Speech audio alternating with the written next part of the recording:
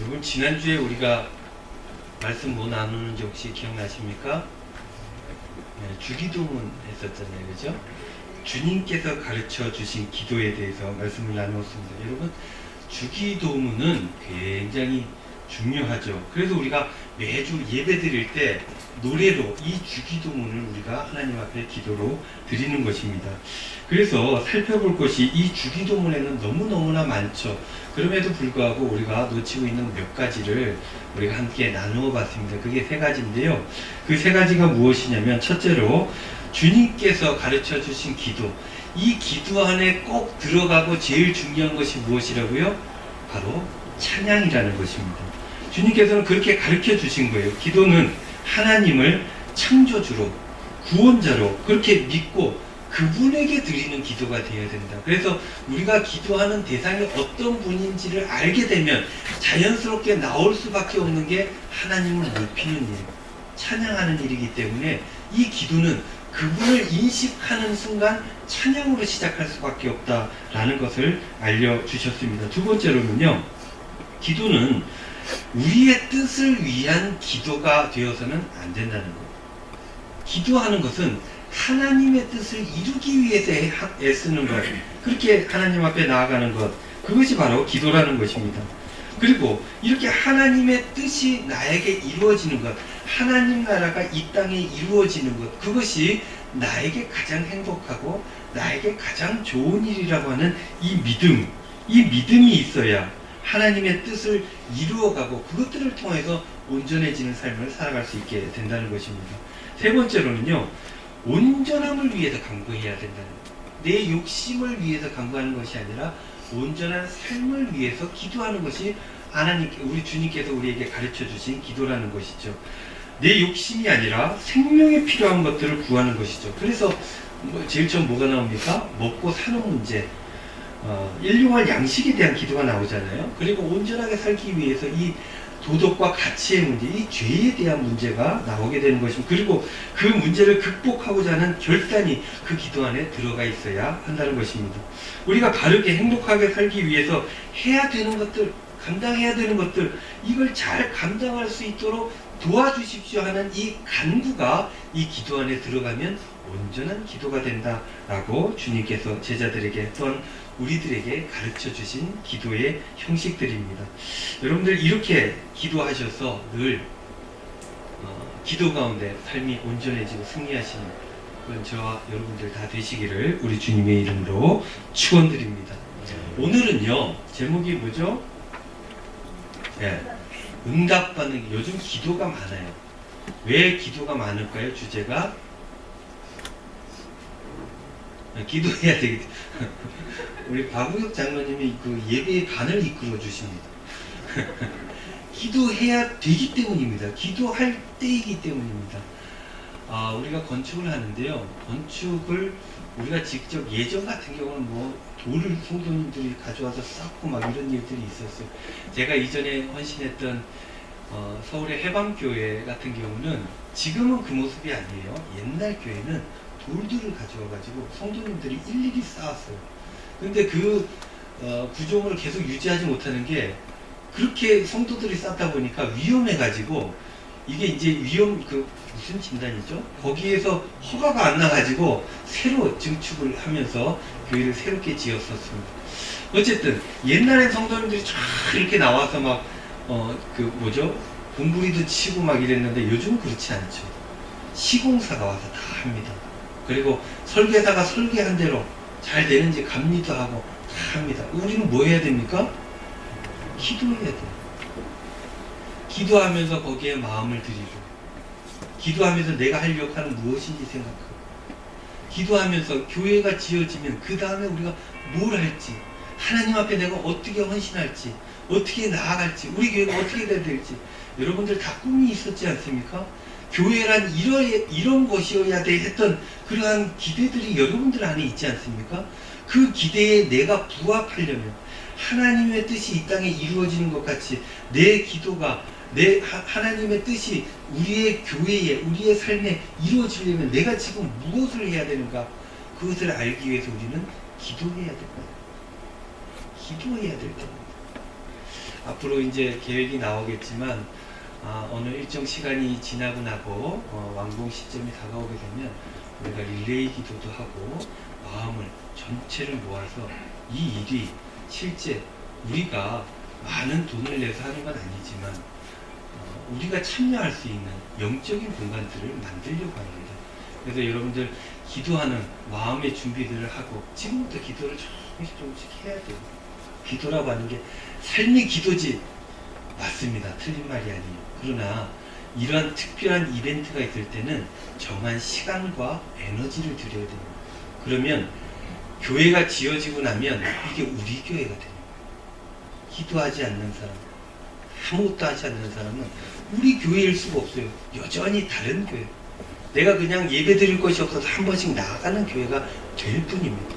그러면 헌신도 봉사도 생명살림도 없게 됩니다. 그러니 기도가 굉장히 중요한 때라는 거예요. 그런데요, 여러분들 이 기도가 중요한 때 아다르고 어다르다 그랬어요. 말도 예쁘게 하는 사람들 있잖아요. 어떤 사람이 얘기를 들으면 저 사람 얘기는 들어주고 싶어요. 근데 어떤 사람 얘기를 들으면 틀린 말은 하나도 없는데 듣기 싫은 얘기들이 있어요. 아다르고 어다르고 태도에 따라서 그 모든 것들이 바뀌어지는 것입니다. 태도가 중요합니다. 여러분들 메시지를 전달할 때 언어 같은 경우는 어떤 저 상대방에게 나의 의지를 전달할 때 언어는 20%밖에 안 된다는 거 아십니까? 나머지 80%는 이 얼굴 근육, 눈빛, 애정, 그 태도, 손가락 하나 움직임 이 모든 것들을 통해서 전달되게 된다는 거예요. 그래서 이 태도가 중요한데 응답받는 기도가 있다는 것입니다. 누가 그렇게 얘기합니까? 야고보가 그렇게 이야기를 하고 있어요. 그래서 야고보가 자신이 기도해 보니까 이렇게 하면 기도의 응답을 받더라. 그래서 그 응답받는 비결들을 유대인 기독교인들에게 전파해 주는 이야기가 오늘 본문 말씀입니다. 그래서 오늘 응답받는 기도가 되려면 요로 해야 된다. 세 가지를 함께 나누고 은혜를 나누기를 원합니다. 첫 번째, 응답받는 기도가 되려면 일상의 삶을 위해서 기도해야 한다는 것입니다. 여러분들 거대 담론 중요하죠. 세계 평화 매우 중요합니다. 그러나 나의 일상이 없는 세계 평화는 의미가 없어요. 기도는 나의 일상으로부터 시작해야 한다는 것입니다. 많은 사람들이 기도할 때 내가 무엇을 기도해야 될까 고민합니다. 내가 어떤 기도, 저는 기도를 할 줄 몰라요. 어떤 기도를 해야 될지 모르겠어요. 하나님께 필요한 기도의 제목을 내가 드리고 싶은 것. 그 욕심이 있기 때문인 거예요. 그리고 기도를 안 해봤기 때문에도 그렇고. 그러나 어떤 기도가 응답받는 기도냐면, 어떤 기도가 효과적인 기도냐면 나로부터 시작하는 기도. 내 일상으로부터 시작하는 기도가 중요하다는 것입니다. 어떤 사람들은요, 하나님께서 내가 필요한 거 다 아실 텐데 이런 소소한 기도를 하나님 기뻐하실까? 의문들을 가집니다. 개인적이고 사소한 일까지 기도하는 것, 우리 하나님 귀찮게 하는 것 아닌가? 하는 생각들을 하는 사람들이 있다는 것입니다. 그런데요, 여러분 이건 잘못된 생각입니다. 하나님께서는 우리들의 아주 사소한 것들까지도 굉장히 관심이 있다는 거예요. 여러분들 그 어린 아이들 크는 거 보십시오. 이 아이가 전화 왔습니다. 나가셔서 전화 받으셔도 되겠습니다. 어린 아이들 키우다 보면 이 아이가 어느 순간 눈을 맞춰요. 여러분들 사람들은 다 눈을 맞출 줄 알지 않습니까? 그렇잖아요. 여러분들 저하고 다 눈을 맞출 줄 알잖아요. 누구나 다 해요. 근데 이 아이가 눈을 맞췄어요. 나하고 눈을 맞췄다고 난리가 납니다. 이 아이가 뒤집었어요. 지가 답답해서 이렇게 뒤집었는데 이 아이가 배를 뒤집었다고. 이 아이가 기었다고. 이 아이가 TV를 잡고 일어났다고. 난리가 납니다. 막 일기 쓰고 엄마들 막 난리가 나죠. 우리 아이가 천재인가 보다 막 이렇게 되는 거죠. 이런 거죠. 그 일상의 작은 변화들이 부모에게 엄청난 의미가 됩니다. 여러분들의 삶의 작은 변화들이 하나님 뜻에 맞추어져 가는 그 삶의 변화들이 하나님께는 어마어마한 이벤트가 된다는 것입니다. 그래서 하나님께서는 작은 일까지도, 이 일까지도 가지고 하나님 앞에 기도하는 사람의 기도를 기뻐하신다는 것입니다. 그래서 오늘 본문 말씀 5절 말씀이 이렇게 말씀하지 않습니까? 너희 중에 누구든지 지혜가 부족하거든 모든 사람에게 후히 주시고 꾸짖지 아니하시는 하나님께 구하라. 그리하면 주시리라. 하나님은 후히 주시는 분이에요. 이거 주십시오. 이거 필요합니다. 이거 하게 해주십시오. 내가 이게 모자랍니다. 이거에 대해서 책망하는 분이 아니다라고 야고보는 이야기하는 거예요. 그러니까 그런 걱정하지 말고 너희들의 삶을 가지고 기도하며 하나님 앞에 나아가야 된다라는 것입니다. 우리들이 살아가면서 부족함을 늘 느끼죠. 나는 왜 이것밖에 안 될까? 나는 왜 부족할까? 나는 좀 더 지혜가 있었으면 이 일들을 잘 처리하고 넘겼을 텐데 왜 그때 그렇게 하지 못했을까? 왜 실수했을까? 살아가면서 느끼는 이런 작은 부족들, 이런 문제들을 가지고 하나님 앞에 나아가 기도해야 된다는 거예요. 누구든지 지혜가 부족하거든. 이 말씀을 보면요, 그 앞에 인내에 대한 말씀이 나와 있어요. 내용을 전체 의역을 해보면 이런 내용입니다. 세상에 여러 가지 시련들이 있게 되고 그것들을 감당하게 될 때 지혜가 필요할 텐데 이때 너희들의 부족함으로 인해 지혜를 구하는 것, 그거 부끄럽게 여기지 말고 기도해야 된다. 연약함을 인정하고 삶의 지혜를 위해 기도하면 우리 하나님께서 후히 주신다. 작은 것으로 기도했다고 절대 꾸짖지 않는다 라는 말씀인 것입니다. 여러분들, 그래서요, 기도할 때는 거대 담론이 아니라 작은 우리들의 일상을 가지고 기도해야 한다는 것입니다. 여러분들, 천국은요 작은 곳에서 시작합니다. 천국은 하늘에서 빵빠레로 울리고 시작하는 게 아니라 우리의 삶의 작은 것들로부터 이 천국이 이루어지게 된다는 거예요. 작은 일들, 매일 일어나는 그러한 일들, 그런 일들로부터 기도하지 않으면 그 일들 때문에 그 일들로 하나님께, 그 하나님 앞에 나아가 그 뜻을 맞추지 못하면 하나님 나라도 없는 것입니다. 그래서 여러분들의 일상을 위해서 기도할 수 있기를 바랍니다. 하나님의 뜻대로 일상 가운데서 아름답게 살게 해달라고 기도하시기를 바랍니다. 그러면 후히 주시고 꾸짖지 아니하시는 우리 하나님께서 여러분들의 인생을 어제보다 좀 더 낫게 천국으로 아름답게 이끌어 주실 줄로 믿습니다. 첫 번째가 이거예요. 일상에서부터 이 기도가 출발해야 된다. 두 번째, 응답받는 기도. 두 번째는 믿음으로 구해야 한다는 것입니다. 마태복음 9장 22절 말씀, 예수께서 돌이켜 그를 보시며 이르시되 따라 안심하라, 너의 믿음이 너를 구원하였다 하시니 여자가 그 즉시 구원을 받으니라. 이 여인 혈루증 환자잖아요. 오랫동안 아팠어요.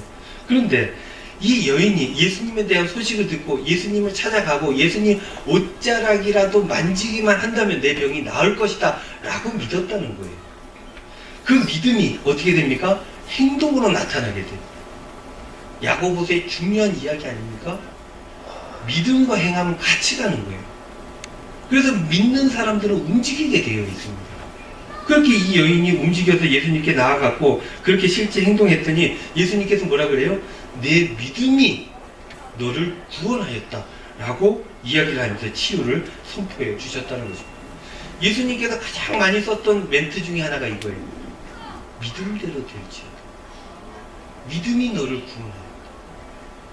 삶의 변화는 이 믿음으로부터 시작한다는 이야기인 것입니다.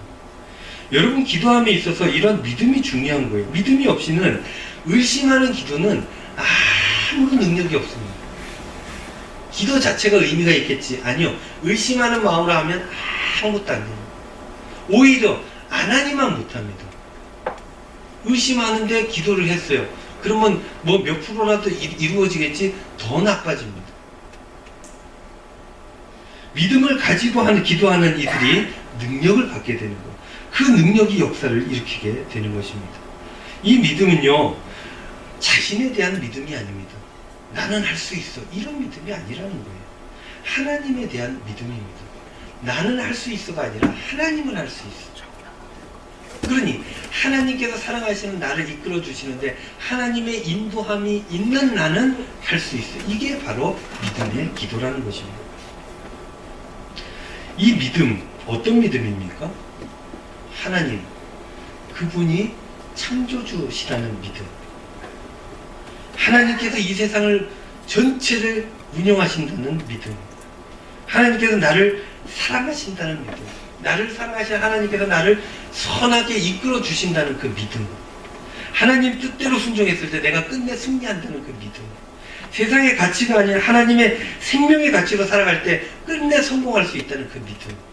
이 믿음을 가지고 기도하게 되면, 의심 없이 기도하게 되면, 그러면 주님 뜻대로 행동하는 이들은 어떤 결과로든지 어떤 형태로든지 그 열매를 얻게 되어진다는 것입니다. 그래서요, 이 기도가 응답받으려면 전제 조건이 있는데 믿음이 있어야 된다. 야고보서 1장 6절 7절 말씀, 오직 믿음으로 구하고 조금도 의심하지 말라. 의심하는 자는 마치 바람에 밀려 요동하는 바다 물결 같으니 이런 사람은 무엇이든지 주께 얻기를 생각하지 말라. 믿음이 없는 기도는 다 허무한 일들이라. 사랑하는 성도 여러분, 여러분들 믿음으로 기도하실 수 있기를 우리 주님의 이름으로 축원드립니다. 하나님을 믿음으로 기도하시고 그렇게 행동하면, 그러면 하나님께서 여러분들을 위해 준비하신 모든 선한 것들을 순차적으로 허락해 주신다는 것. 믿음이 중요하다는 거죠. 세 번째로 응답받는 기도가 되려면 이래야 되죠. 두 마음을 품어 모든 일에 정함이 없는 자로다. 사실 이 말씀은요, 6절 7절과 연관시켜서 같이 읽어봐야 됩니다. 표준 세번역으로 한번 보겠습니다. 조금도 의심하지 말고 믿고 구하십시오. 의심하는 사람은 마치 바람에 밀려서 출렁이는 바다 물결과 같습니다. 그런 사람은 주께로부터 아무것도 받을 생각을 하지 마십시오. 그는 두 마음을 품은 사람이요, 그 모든 행동에는 안정이 없습니다. 두 마음을 품은 사람은 어떤 사람입니까? 의심하는 사람입니다. 의심하는 사람, 믿음이 없는 사람이 두 마음을 품게 되는 거예요. 의심하는 사람은 어떻게 산다고요? 늘 불안하게 산다는 것입니다. 여러분들 주위에 보면은 안정감 있게 살아가는 사람들이 있어요. 근데 어떤 사람은 보면 남들 가질 거 다 가지고 남들보다 오히려 더 많고 평안하고 복되게 살 것 같은데 늘 불안한 사람이 있어요. 왔다 갔다 하는 사람이 있어요. 믿음이 없는 사람들이 이렇다는 거예요. 세상에 대한 믿음이 없는 사람, 사람에 대한 믿음이 없는 사람, 관계에 대한 믿음이 없는 사람, 이 믿음이 없는 사람들은 늘 불안하다는 거예요. 그래서 기도할 때 하나님 앞에 믿음으로 구하지 않고 의심하면서 기도하는 사람들은 바닷물결 출렁이듯이 안정감 없이 늘 불안한 삶을 살아갈 수밖에 없다는 거예요. 우리 관계 중에서도 믿음이 안 가는 사람이 있지 않습니까? 여러분들 그런 사람들한테 일을 맡깁니까? 일을 안 맡기죠. 근데 일 때문에 어쩔 수 없이 일을 맡길 수밖에 없을 때는 어떡합니까? 의심의 눈초리를 가지고 늘 지켜보죠. 근데요, 그 사람도 압니다. 여러분들이 자기를 의심하는 거, 믿지 않는다는 거. 그러면 어떻게 해요? 그 사람이요, 최선을 다해서, 열심을 다해서 일하지 않습니다. 해야 되는 만큼 겨우 합니다. 그러니 여러분들 이 신뢰관계, 믿음이 없는 관계들은 일이 잘 될 턱이 없습니다. 말씀으로 돌아와서요, 이 두 마음을 품는다는 것은 어떤 것이냐면 보험 하나를 더 들어놓는 거예요. 이것이 잘못되면 이거라도 내가 붙들어야지 하는 거죠. 쉽게 표현하면 뭡니까? 양다리 걸치는 거예요. 여러분, 양다리 걸치면 더 안전하고 더 많은 걸 확보할 것 같지만 양다리 걸친 사람은 아무것도 얻지 못합니다. 연애할 때 여러분들 양다리 걸친 사람 잘 되는 것 같습니까? 안 되죠. 이것도 놓치고 싶지 않고 이것도 놓치고 싶지 않은데 끝내 둘 다 갖는 사람 봤습니까? 없습니다. 한 사람에게 모든 걸 다 바쳐도 이 될까 말까 한 게 연애 아니겠습니까? 저는요, 모든 걸 다 바쳤습니다. 제가 다 바칠 수 있었던 거는 가진 게 없었기 때문에. 가진 게 없어서 모든 걸 다 바쳤더니 그 마음을 받아주신 거죠. 양다리 걸쳐서는 되는 일도 안 된다는 거예요. 내 마음에 하나님의 가치, 세상의 가치 함께 공존할 수가 없는 것입니다. 두 가지를 다 잡으려 하는 사람은 하나도 못 잡죠. 그래서 표준 세번역이 이렇게 번역한 거예요. 안정감이 없다, 이런 사람들은. 양다리 걸친 사람들은요, 세상 사람들도 다 압니다. 저 사람 박쥐다. 기독교인들도요, 양다리 걸친 사람은 저 사람 언젠가 떠날 사람이다, 그렇게 생각을 하죠. 그래서 두 마음을 품은 기도는 아무런 응답을 받지 못하는 거예요. 교회 나오면 막 엄청난 신앙인데 나가면은 전혀 신앙 교회 다니지 않는 사람죠. 그래서 이 두 가지를 다 가지려고 한쪽은 어떻게 속이고 한쪽도 이쪽은 어떻게 속이고 끝내 다 들통나고 아무것도 안 되는 거죠. 사랑하는 성도 여러분, 오직 하나님만 바라보시기를 바랍니다. 그게 온전한 길인 줄로 믿습니다. 이게 순리예요. 조금 실수가 있고 조금 잘못이 있고 조금 손해가 있을 수 있지만 하나님을 향한 한 마음으로 나아가는 사람들은 그 모든 것들에 합력하여 손을 이루어 가게끔 되어 있다는 것입니다. 우리가 부족하기 때문에 넘어질 수도 있고 자빠질 수도 있고 실수합니다. 그러나 하나님께서 그 사람의 마음을, 믿음을 받아들인다면 붙들어 주시고 인도해 주시는 거예요. 사람들이요, 그런 사람들은 다 합니다. 다 인정해요. 뭔가 잘못된 일이 있다 할지라도 그 사람은 그럴 사람이 아니야 라고 믿어주는 거예요. 자기와 삶의 가치가 다르다 할지라도 그 사람은 그런 사람이야 라고 인정해 주는 거예요. 이제 말씀을 정리하겠습니다. 야고보서를 통해서 보면 이 기도는 응답받는 기도가 있다는 것인데, 그 첫째는 일상들, 작은 일들이, 나의 작은 일들이 기도 제목이 되어야 된다. 두 번째는요, 이 작은 기도 제목 가운데 믿음이 있어야 된다. 세 번째는요, 두 마음을 품어서는 안 된다. 30%는 이쪽에, 70%는 이쪽에. 안 된다. 100% 이쪽에. 그래도 우리가 연약하기 때문에 넘어지고, 마음이 100%가 안 되는 게 저희들의 삶의 노수가 아니겠습니까? 100%를 하나님께 드리면, 그렇게 기도하면 반드시 우리들에게 하나님께서 응답하여 주실 줄로 믿습니다. 여러분, 한 주간 살아가실 때 관성으로, 내가 이렇게 그냥 살아왔으니 오늘도 그렇게 살아갈 거야 라는 관성으로 그렇게 살아가지 마시고, 기도하시면서 사람이 이 중력을 거슬러서 두 다리로 번쩍 서서 살아가는 것처럼 세상을 거슬러서 하나님의 뜻대로 살아가시는, 그래서 하나님께서 이끌어 주신 천국으로, 하늘나라로 나아가시는 저와 여러분들의 삶이 될 수 있기를 우리 주님의 이름으로 축원드립니다. 기도하겠습니다. 은혜로우신 아버지 하나님, 고맙고 감사합니다. 오늘도 저희들 기도에 대해서 말씀을 나누었습니다. 기도해야 될 때인 줄로 믿습니다.